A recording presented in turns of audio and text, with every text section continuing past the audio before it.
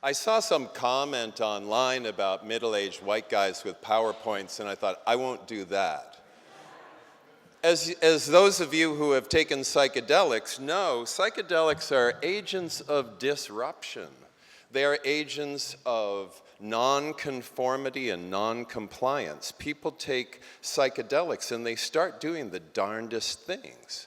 They start deviating from social norms. They start coming up with their own ideas. In 1967, on a sunny Saturday afternoon while at boarding school of all places, I got high for the very first time ever. I swallowed 100 micrograms of pure LSD, and I had an absolutely rock and roll experience. I had a beatific day. It was joy-filled. The music tasted delicious. The colors felt so good.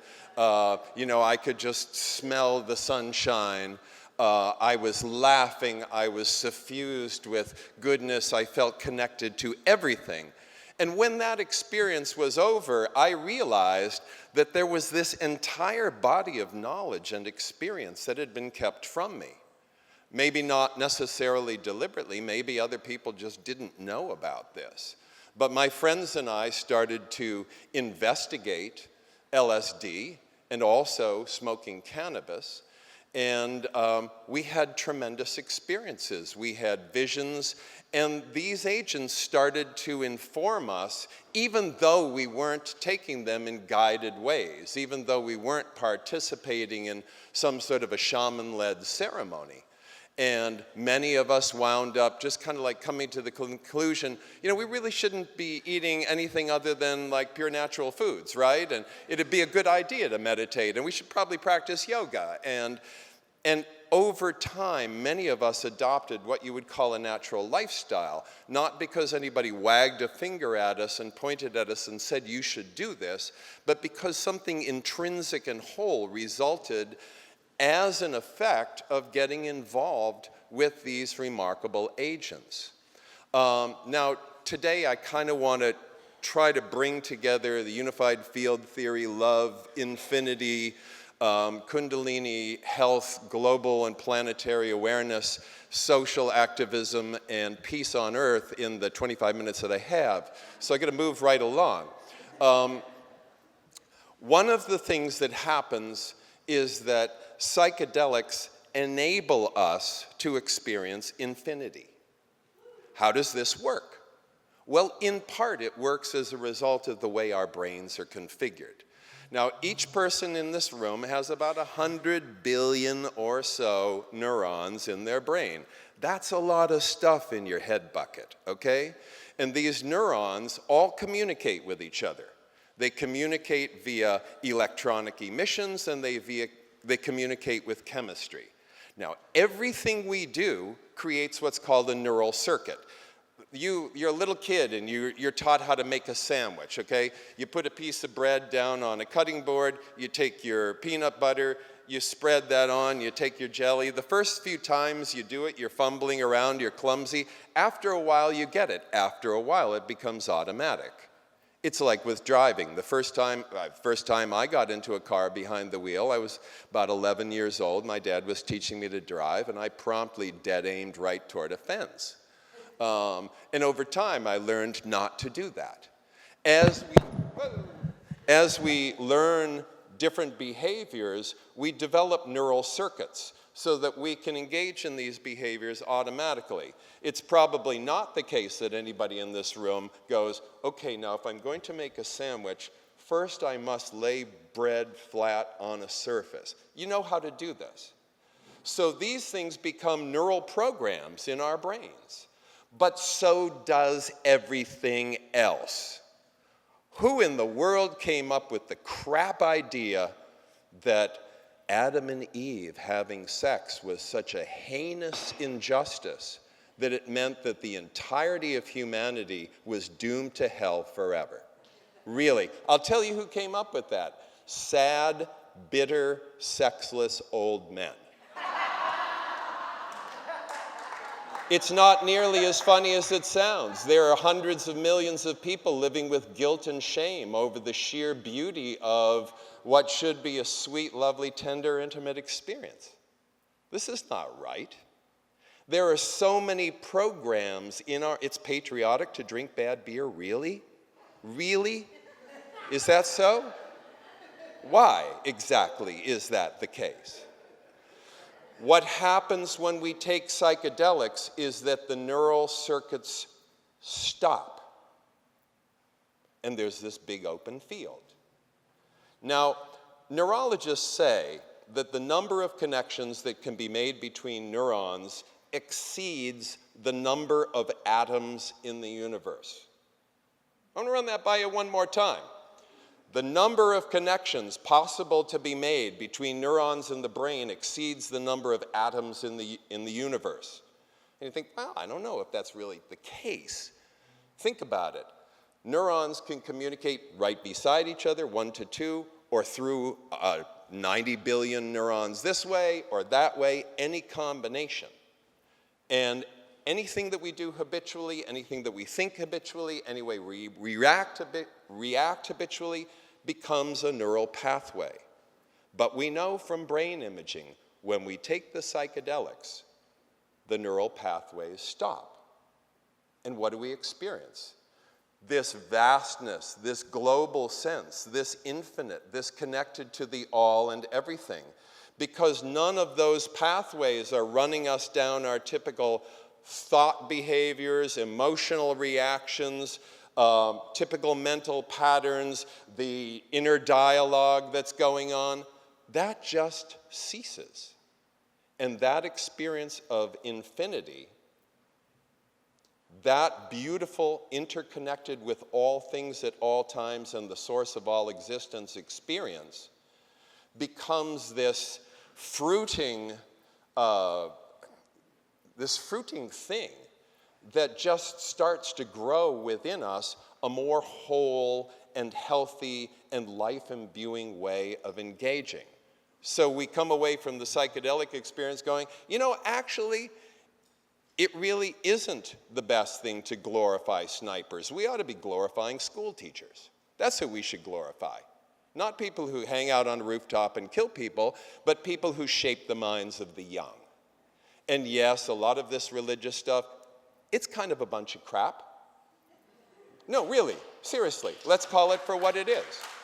I mean, I grew up in a family of ministers. I have great regard for the public service that my family members have engaged in. But who cares that Moses saw a burning bush 2,000 years ago?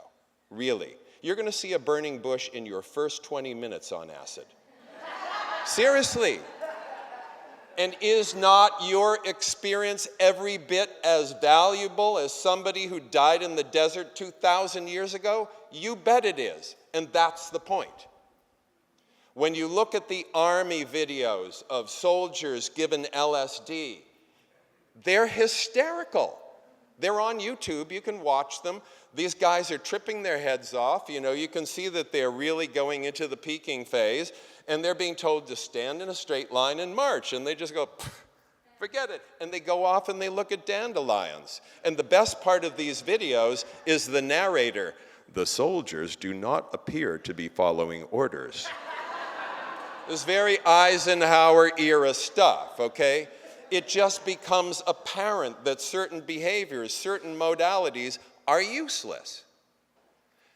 And while I'm not saying that everybody who takes psychedelics, who drinks ayahuasca, who eats mushrooms, who engages in Native American peyote ceremonies or uses any of the other entheogens becomes an environmentalist, a whole lot do. Because it becomes completely intolerable that we have destroyed, to some extent completely and to some extent partially, 60% of the ecosystems in the entire world, and we're working real hard on the other 40. So among those who use psychedelics, there becomes also a sense of good global citizenry. I mean, if these are just for us to get off on, okay, that's cool, but how about using them to make us better people? So when I look at the potential for this, for the hacking the cosmic motherboard, what the psychedelics allow us to do, and I am especially interested in and pay attention to and engage in ayahuasca ceremonies because I find them useful and valuable and also just a hilariously amazing ride, is that they allow us to go deep, deep, deep, deep under all the conditioning, under all of the stuff that we have been taught, and we get to sort it out. Gravity is still a good program, okay? Gravity still works. Don't eliminate that program. Sticking your hand in a fire is still a bad idea. That program works. Following the religious doctrines of women haters, that's a bad idea. It's time to throw the bums out on that one. And so what happens is these agents become change agents. We become imbued with a different sense of our place in the world, and this means we have an opportunity to make a difference. What are some of the differences? In healthcare, right now about 300,000 Americans die every year from the proper use of over-the-counter and prescription drugs. I don't know about you, but for me, death is an unacceptable side effect. And most years, you know how many people die of herbs in the United States? Not one. And yet the standard line is, well, we're very concerned about herbal safety. Not one human being has ever died from cannabis. Not one. Not a soul. And yet it's been vilified tremendously. Why? It's hard to control. You know what you're getting when you drink. When you drink alcohol, first you get a stimulating effect, then you get a sedative hypnotic effect, then you start losing muscle control, then you start singing bad songs. That's how it goes. Smoking cigarettes, we know what we get, deadening of emotional sensitivity. That's what I got to go have a smoke. We know what it does.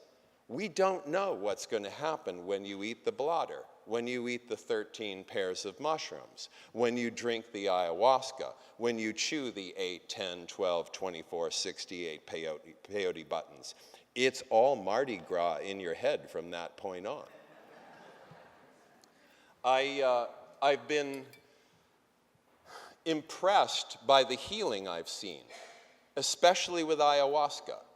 People who are at the end of their healing rope, who have been given Klonopin and Xanax and a whole host of toxic psychoactive agents which impart innumerable negative effects. I mean, why would you take an antidepressant that increases depression, anxiety, causes sleeplessness, and helps you to lose your sex drive? That's something to get depressed about.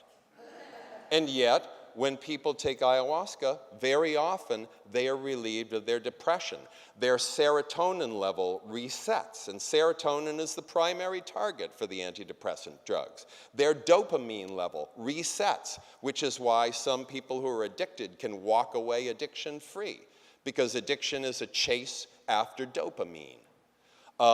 They have an experience of the infinite. It takes them way out that locked tight inside their own emotional prison cell experience, gives them a greater sense of hope and participation in the universe. We see people in the Johns Hopkins research studies, terminal cancer patients who are afraid of death, who are stressed out every day, who take psilocybin, and they go, I'm not afraid anymore. Is that compassionate medicine? You bet it is. That's brilliant. People who say, you know, I'm kind of sorry that I'm leaving at this point in time, but I feel like I'm part of everything now. It's all going to be good. That's the promise of the psychedelics. And the promise also is in turning away from those things that don't work. We glorify violence like crazy in this culture. Why not glorify love? Why not glorify friendship? Why not glorify closeness and real conversation instead of turning on the television and just engorging your headpan with rotten crap? Why not have conversations with people and go out and dance or sit on the lawn? All of these things are possible with ayahuasca. Now and with the other psychedelics. Now I've been playing around, I've been practicing yoga daily for about 45 years now. And when I began drinking ayahuasca, I noticed readily that the yoga and the meditation gave me good navigational skills. And then I noticed other people with yoga and meditation practices, Tai Chi practices, Aikido, etc., mind-body practices coming into the ayahuasca space and faring pretty well in many instances. And it occurred to me, oh, okay, people develop navigational skills with different energetic and mental states in yoga, meditation, etc., that can be carried right into the Maloka. So one of the things I'm working on is the fusion of yoga, meditation, in ceremony and certainly outside of ceremony. The way I understand it is that yoga and meditation give you a steady, consistent opening of your energetic channels. They help to strengthen your nervous system so that you can carry more juice at those particularly galvanic, electric times, like when you're in ceremony. It's a steady opening, and with ayahuasca and with other psychoactive agents, big-time psychedelics, what happens is you get an immediate, extremely intense, and thorough immersion into the experience. And I find in talking with people, and I've talked with a few hundred people about this now who are practicing Eastern disciplines, these go very well. So as Bia was alluding to, that culture is fluid, it's hybrid, it's constantly changing. We are changing the traditions of all these things. Whatever ayahuasca was when native people got together in the jungle way before the first non-native, Manuel Villavicencio, ever sat down and drank ayahuasca, whatever that was, that's not what we're encountering. That's not what we're experiencing. The second we put our boots on the trail down to Peru, or the second that we march off to Joshua Tree, or go up to Ojai, or go out on a boat, or a mountaintop, or wherever and drink, we've altered the tradition. Remember, traditions are things that people started to figure out, maybe to a great extent by trial and error, and the stuff that worked stuck, and the stuff that didn't work got weeded out. And these become known as traditions. And you say, oh, do this the traditional way. No, I kind of go along with the Bruce Lee exhortation, absorb what is useful.